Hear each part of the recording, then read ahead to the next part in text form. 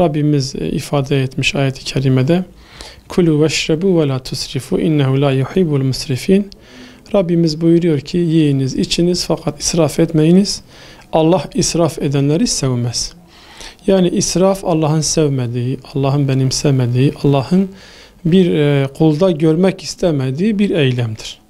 Dolayısıyla Allah-u Teala israf edenleri sevmiyor. Bir Müslüman olarak bizim de Yüce Rabbimizin bu emrini, bu mesajını dikkate alarak bu israftan, bu israf hastalığından uzaklaşmamız lazım.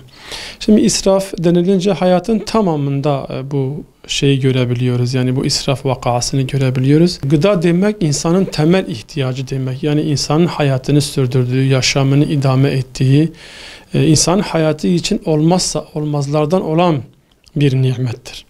Dolayısıyla bugün bu alanda ciddi anlamda israfların olduğunu görüyoruz. Özellikle toplu alanlarda yapılan etkinliklerde israfın haddi hesabı artık kalmamış. Yani özellikle düğünlerde, nişanlarda, sünnetlerde, bu tür organizasyonlarda hakikaten de ciddi anlamda bir gıda israfına görebiliyoruz.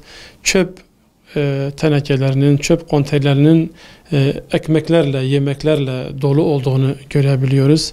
Yani çöp bidonlarımızın ekseriyetini yemek, yani fazla olan yemeklerin doldurulduğunu görebiliyoruz. Yine çöp kutularının yanında belki on binlerce, yüz binlerce insanın günlük ekmek ihtiyacını karşılayacak ekmek kırıntılarını, ekmek parçalarını, hatta çoğu zaman kullanılmamış ekmekleri görebiliyoruz. Dolayısıyla bugün çevremizde nereye bakarsak bakalım bir israfın olduğunu görebiliyoruz. Bir Müslüman toplum olarak, Müslüman bireyler olarak Kur'an'a teslim olmuş, Kur'an'a iman etmiş, ahirette iman etmiş bireyler olarak Yüce Allah'ın sevmediği, Yüce Allah'ın benimsemediği, Yüce Allah'ın sevgisinden, muhabbetinden, rızasından bizi uzaklaştıracak bu amelden de hepimizin uzak durması lazım.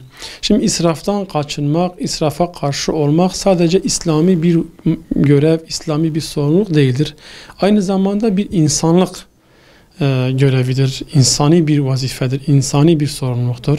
Çünkü israf nedir? İhtiyaç fazlası demektir. Bizim yüce dinimiz ihtiyaç fazlasının ihtiyaç sahiplerine gitmesini emreder, tavsiye eder. Dolayısıyla eğer bugün çöpe attığımız her bir yiyeceğin, her bir gıdanın aslında bir fakirin hakkının çöpe atıldığını görmemiz lazım.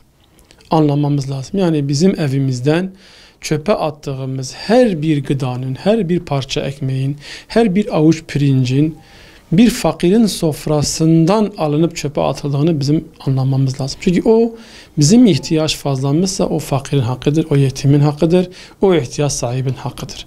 Dolayısıyla hepimizin bundan uzaklaşması lazım. Bizde fazla bir şey varsa bunu bir şekilde ihtiyaç sahiplerine göndermemiz lazım. Maalesef ciddi anlamda bugün bir israf yapılıyor. Hayatın her alanında gıda israfına şahitlik edebiliyoruz.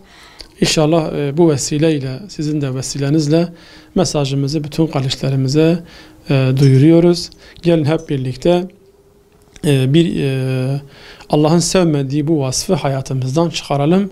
Aslında israf bereketsizliktir de yani. Çünkü israf yapan bir toplum, israf yapan bir millet merhametten uzak bir millettir, rahmetten uzak bir millettir.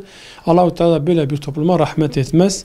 Gelin hep birlikte Allah'ın rahmetini celbedecek, Allah'ın rahmetinin üzerimizde tecelli etmesini sağlayacak, ihtiyaç fazlasının ihtiyaç sahiplerine gitmesine vesile olalım ve bir şekilde hayatımızda bu israfı çıkaralım inşallah.